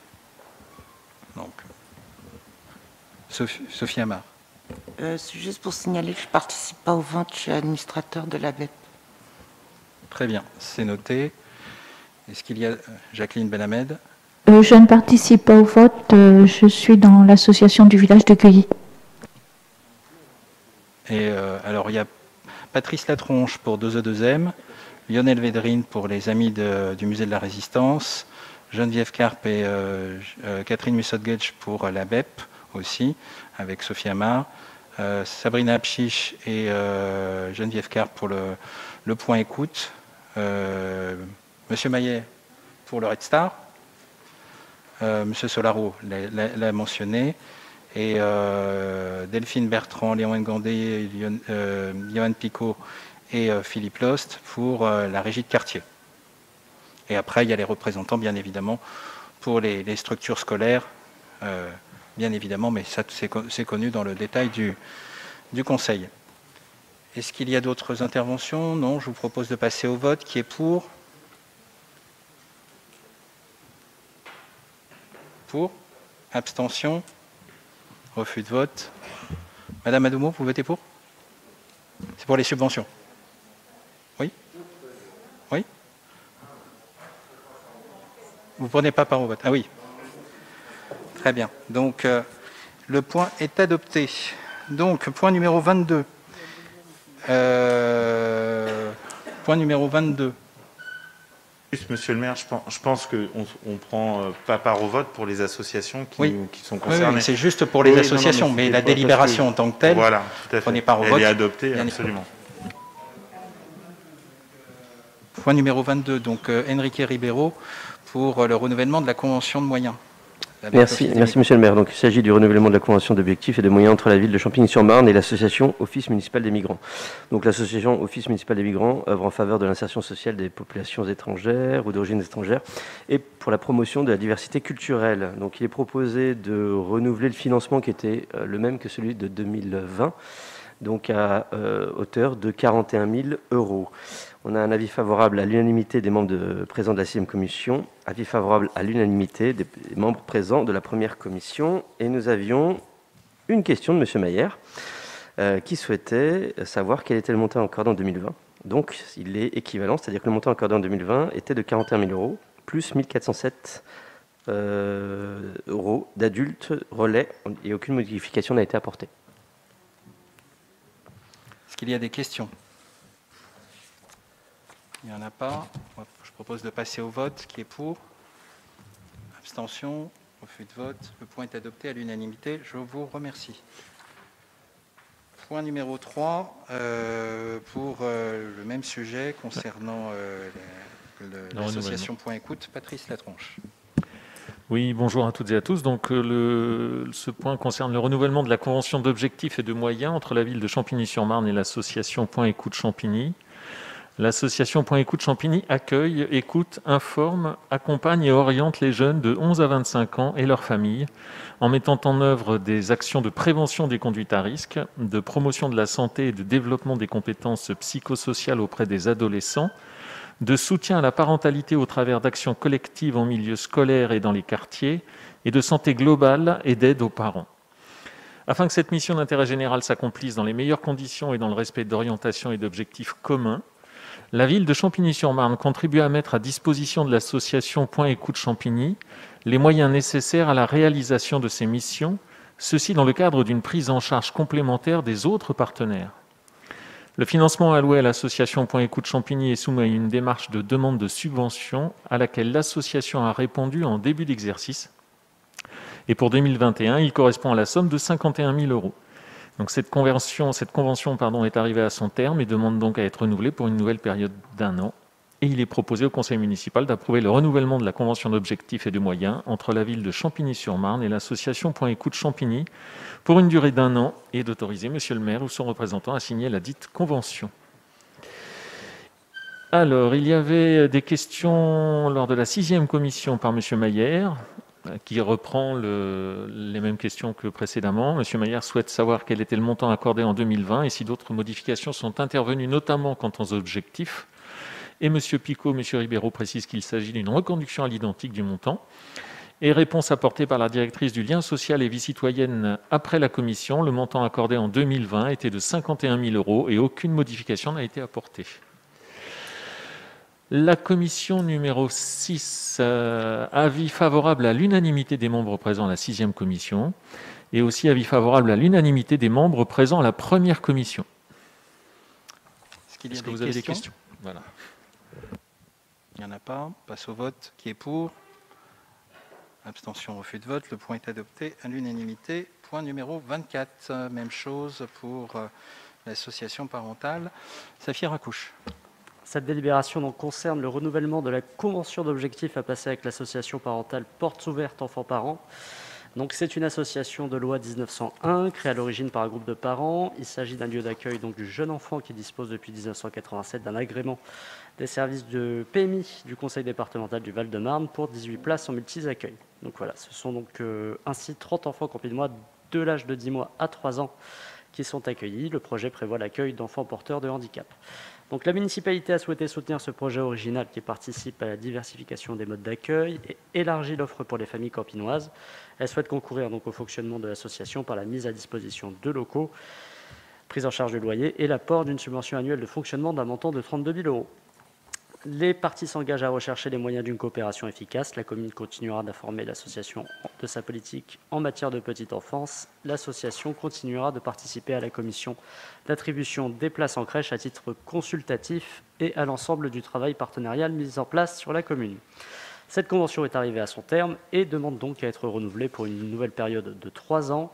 Dans ce cadre, il est proposé au conseil municipal d'approuver le renouvellement de la convention d'objectifs à passer avec l'association parentale Portes Ouvertes Enfants-Parents pour 3 ans et d'autoriser monsieur le maire ou son représentant à signer la convention et tout acte d'exécution matérielle, administrative ou financière. Avis favorable à l'unanimité des membres de la 5e commission et de la première. Est-ce qu'il y a des interventions? Caroline Adamo. Très rapide. Je pense qu'il faudrait mettre en avant justement le fait que cette association, cette structure accueille des enfants porteurs de handicap, parce qu'il y a une vraie demande au niveau de la commune. Et quand je parle de mise en avant, c'est notamment dans le journal municipal, parce que je pense que c'est une information qui intéressera des parents. Tout à fait, c'est bien intégré et je vous remercie de le préciser. S'il n'y a pas d'autres interventions, je vous propose de passer au vote. Qui est pour? Abstention, refus de vote, il n'y en a pas, donc le point est adopté. Point numéro 25, Alain Château.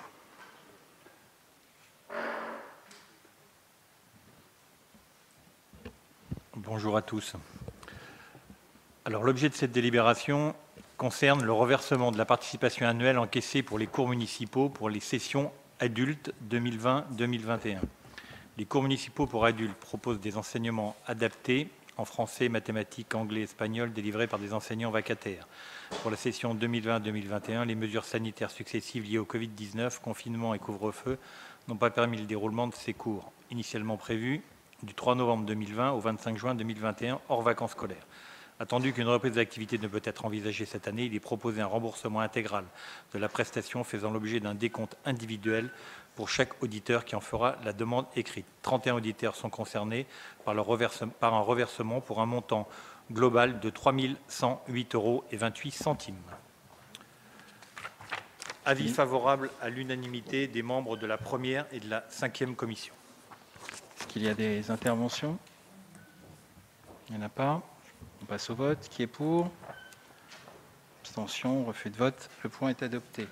Point 26, toujours Alain Château.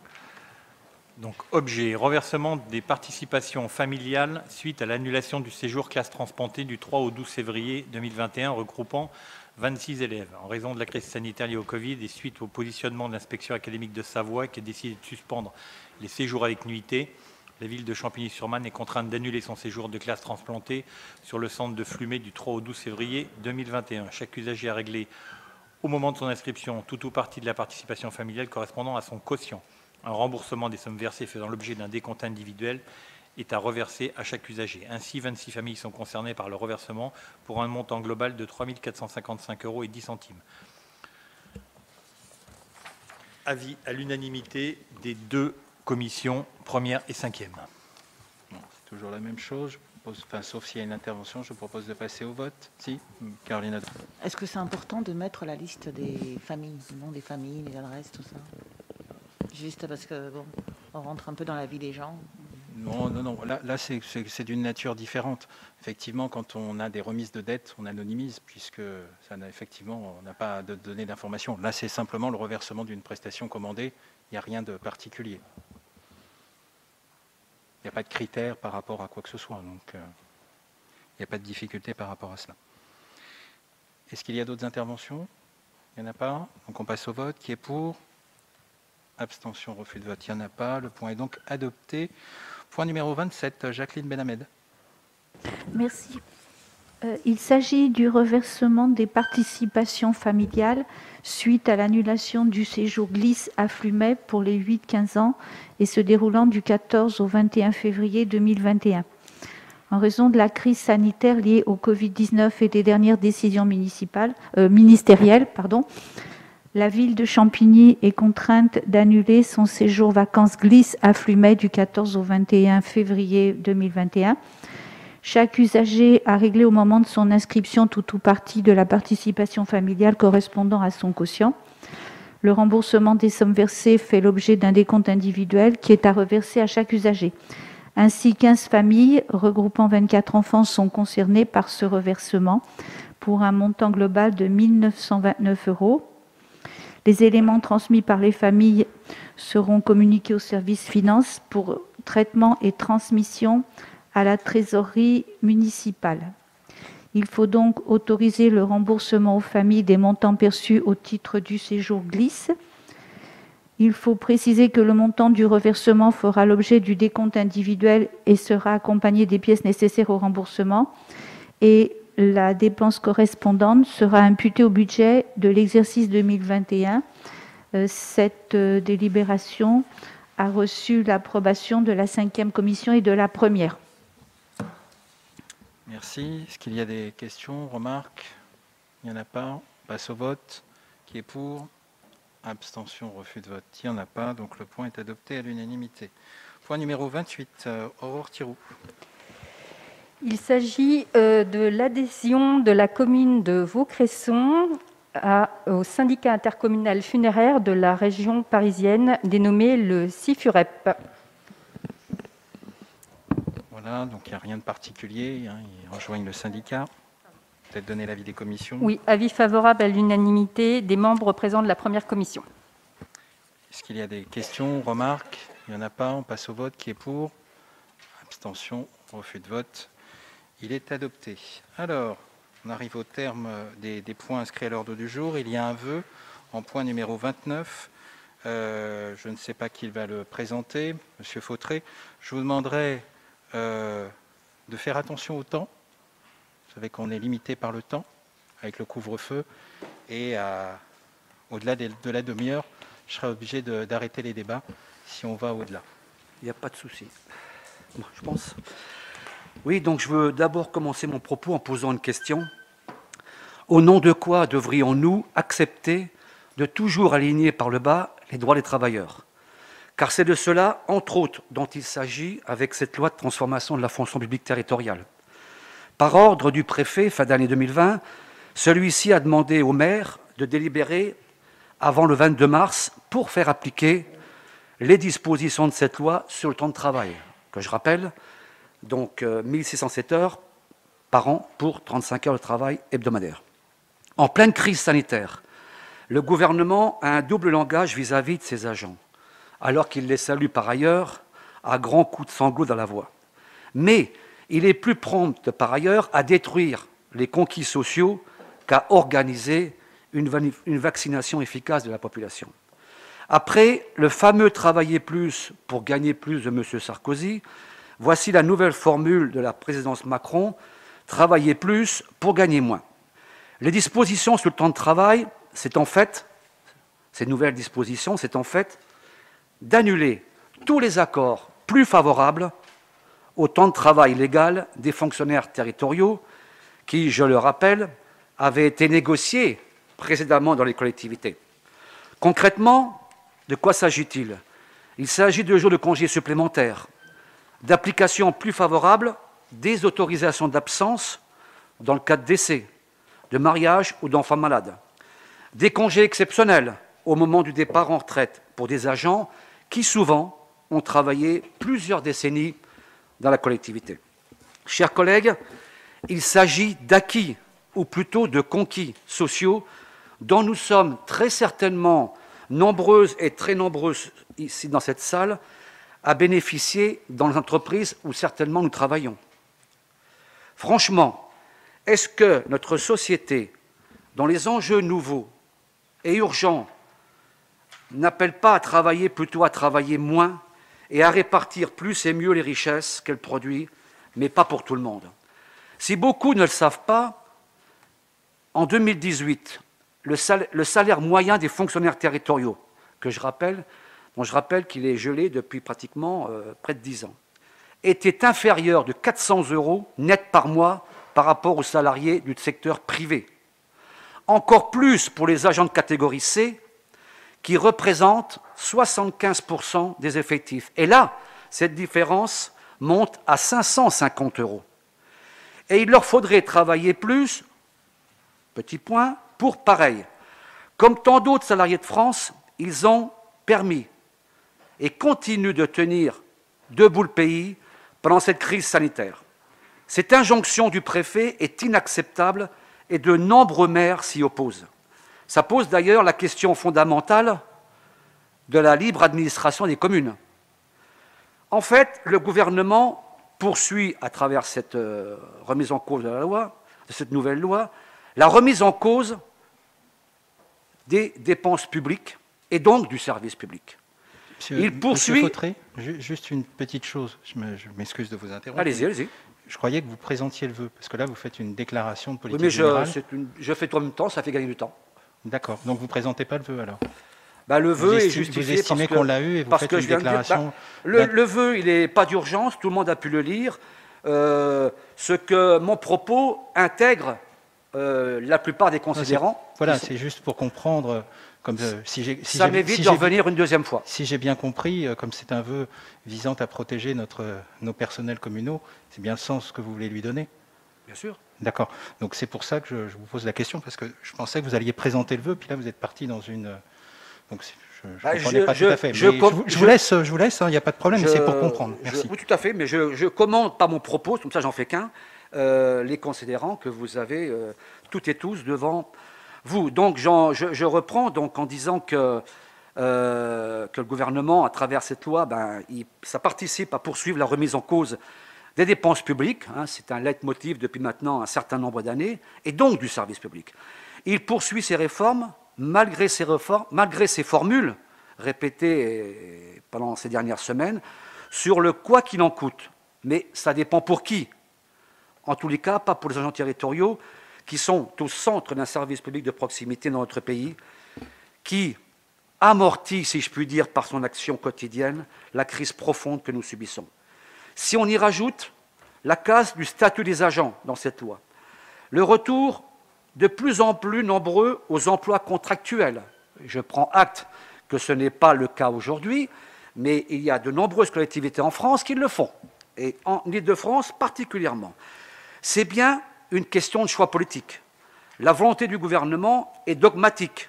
On essaie en permanence de faire passer la gestion des communes comme laxiste, mais c'est faux. Tout comme il est faux de répéter qu'un travail réalisé par des fonctionnaires est plus cher. C'est totalement faux.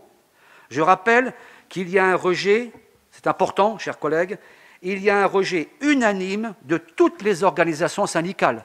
C'est assez rare pour le souligner. Ayons aussi à l'esprit que c'est aussi de manière pernicieuse que ce procédé a été mis en œuvre à France Télécom. C'est comme ça que les choses se sont produites. On a commencé à grignoter. Aujourd'hui, on en mesure aujourd'hui les effets très négatifs de cette société aujourd'hui. En tous les cas, très mauvais en tous les cas pour les usagers d'ailleurs qui ne le sont plus puisqu'ils sont devenus des clients. Ça a été aussi le cas pour les offices HLM. Et c'est ainsi que s'éteint progressivement le statut de fonctionnaire dans des pans entiers des missions de service public aujourd'hui en France. C'est pourquoi, et je terminerai là-dessus, je suis radicalement opposé à cette loi. C'est pourquoi, monsieur le maire, chers collègues, nous vous appelons à refuser la mise en place de cette loi et à tout faire pour que ne soient pas remis en cause les jours de congé des agents campinois. Merci. Très bien. Est-ce qu'il y a d'autres interventions? Pas d'autres interventions? Ortirou. Alors, donc vous nous proposez ce vœu relatif à l'impact de la loi de la transformation de la fonction publique, vœu qui d'ailleurs ne fait pas l'unanimité dans vos rangs, puisque j'ai cru comprendre qu'il n'était pas co-signé de la totalité de la minorité, si je ne me trompe pas, vous me le confirmez bien? D'accord, on verra pour les votes après. Donc c'est un vœu, moi je vais surtout revenir sur le vœu et sur la forme. Donc c'est un vœu qui commence par une longue liste de considérants. Et je vais me permettre de vous poser quelques questions. Je veux bien être sûre d'avoir compris. Tous ces considérants, vous les validez, vous les défendez, vous les revendiquez, tous. Je vous laisse peut-être me répondre, Monsieur Fautré, puisque c'est vous qui présentez le vœu. Non, mais je vais venir, vous inquiétez pas, je vais venir. Donc, quand je lis un recrutement basé sur les seules compétences des candidats au détriment de toute autre considération telle que l'entre-soi, le clientélisme ou les réseaux d'influence, tout le monde est d'accord aussi. Et jamais, ou jamais, surtout pour vous qui avez eu cette fonction d'élu, et notamment M. Fautré qui a été quand même... Excuse, mais il s'agit justement d'éviter cela. D'accord. C'est pour éviter cela. D'accord. Alors si c'est mal formulé, je m'en excuse. Donc vous voulez l'éviter, mais parce que jamais, au jamais, vous l'avez appliqué. C'est ça que vous voulez me dire, M. Fautré? Excusez-moi, Madame Thiriou, on est en train de parler d'un vœu. Monsieur Maillère, vous n'avez pas la parole. Mais il y a un Monsieur moment Maillère, donné, ce genre de Monsieur Maillère, vous n'avez pas la procédé, parole, c'est s'il vous plaît. Vous n'avez pas la parole. La parole est à Aurore Thiriou. La question est là, est-ce que... Ma question est simple. Est-ce qu'en votre qualité de maire, vous avez dérogé à cette règle? La règle de l'entre-soi, du clientélisme ou du réseau d'influence?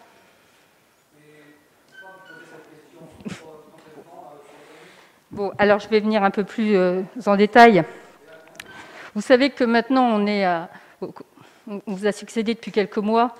On a eu le temps de constater effectivement le travail qui n'avait pas été fait, mais on a su aussi regarder ce qui avait été mis en place et les méthodes particulières qui avaient aussi été mises en place. Tout à l'heure, au moment du vote du budget, je vous ai écouté, vous nous avez fait votre grand discours social. Vous nous avez alerté sur la baisse du budget du CCAS, qui n'en était pas une, comme vous l'a rappelé ma collègue Madame Amar. Vous avez été d'ailleurs rejoint sur ce sujet par Madame Caporal et Madame Ademo. La question est que pour moi, la sincérité du vœu est vraiment remise en question. Pourquoi je vous dis ça? Moi, j'ai constaté quelque chose qui m'a interpellée. Qu'est-ce qu'on peut penser quand un collaborateur de cabinet a une rémunération complémentaire, je dis bien, de 70 000 € sur le budget du CCAS?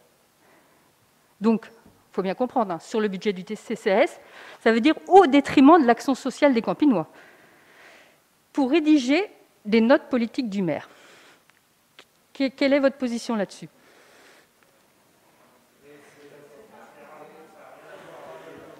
Ben si, ça a tout à voir, précisément. Mais...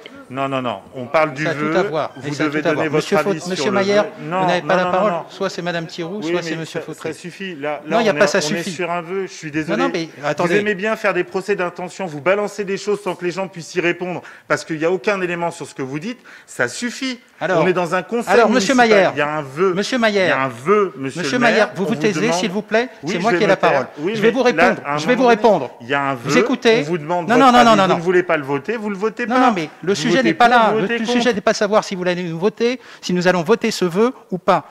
Vous n'allez pas nous prendre en piège avec des manipulations de cette nature-là. Quand vous n'appliquez rien de ce que vous édictez vous-même, le Parti communiste, puisque vous en avez fait partie, c'est faites ce que je dis, pas ce que je fais. Quand on embauche des collaborateurs de cabinet pour 70 000 € au détriment de l'action sociale des Campinois, c'est ce que vous faites. Quand on rémunère 2 DGS pour 14 000 € net par mois, c'est ce que vous faites. Et vous nous faites la leçon à travers un vœu? C'est comme ça que vous vous comportez? On fait un vœu, mais vous ne respectez rien de ce que vous édictez.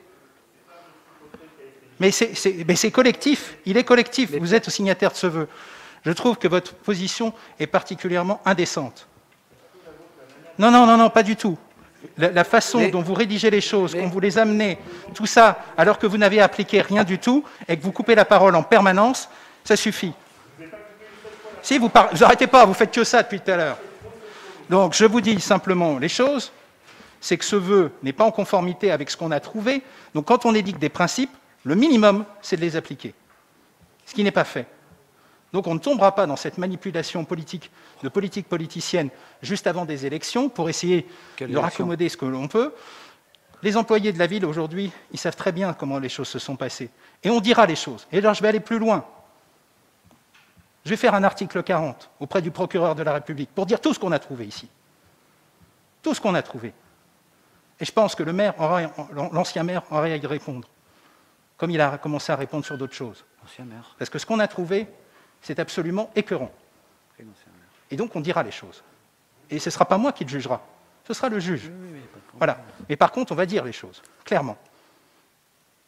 Voilà. Donc maintenant, si quelqu'un d'autre veut prendre la parole, vous le dites, sinon on va passer au vote.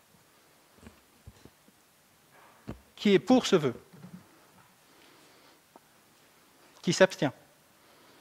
Qui refuse de prendre part au vote? Nous votons contre ce vœu parce qu'il y a une manipulation politique. Bien, l'ordre du jour étant épuisé, mais il n'y a que l'ordre du jour qui est épuisé, nous sommes en pleine forme. Je vous souhaite à tous une excellente soirée. Excusez-moi, j'avais une question diverse, il me semble. Ah, mais vous ne l'avez pas mentionné, Enfin, monsieur. Au début, je l'ai dit. Ah, excusez-moi, alors, je vous en prie. Non, c'est très bref, hein, juste Même sur la... si en réalité, il n'y a plus, compte tenu du vote du règlement intérieur. Mais je vous écoute. En fait, voilà, j'avais juste demandé au début, là, vu qu'on est retransmis pour la première fois au niveau de en direct sur YouTube. Donc, bon, il peut y avoir des choses positives là-dedans, c'est pas mal. D'ailleurs, on a vu les affiches dans la ville pour informer les Campinois, bon, ce qui peut être pas mal aussi. À Saint-Maur, donc, c'est fait depuis assez longtemps. Donc, ils ont en moyenne une 200 ou 300 vues maximum. Donc, il ne faut pas s'attendre à des milliers de vues. Mais ce qui serait bien quand même sur YouTube, c'est que les commentaires ne soient pas forcément désactivés. Ça permet aussi de s'exprimer. Parce que si on voit qu'à chaque fois les commentaires sont désactivés, ça peut quand même être dommage. Hein. Voilà, merci et bonne soirée à tous. Écoutez, simplement, je vous dirais ce qu'on a échangé avec l'ensemble des maires du Val-de-Marne, parce qu'on s'est interrogé avec les différents maires pour savoir si c'est ce qui se faisait sur les retransmissions, et tous ceux qui avaient effectivement mis en place un système de vidéo ont tous pratiquement supprimé, il y en a peut-être un ou deux, j'en sais rien, mais tous en tout cas qui sont exprimés sur la messagerie sur le sujet, ont tous dit qu'ils supprimaient les commentaires pour éviter les excès de langage. Mais je suis très heureux en fin de compte de votre remarque, parce que ça me permet d'y répondre. Vous voyez, ce qu'on voudrait éviter, on a eu un moment difficile à la ville, il y a quelques jours. On a fermé le CCAS pour une semaine. Vous savez pourquoi on l'a fermé? Parce qu'il y avait un cluster lié au Covid. Et quand je vois que des anciens adjoints ont été marqués sur les commentaires en question, qu'on l'avait fermé parce qu'on était les vilains de méchants de droite qui étaient contre le social, voilà ce qu'on veut éviter.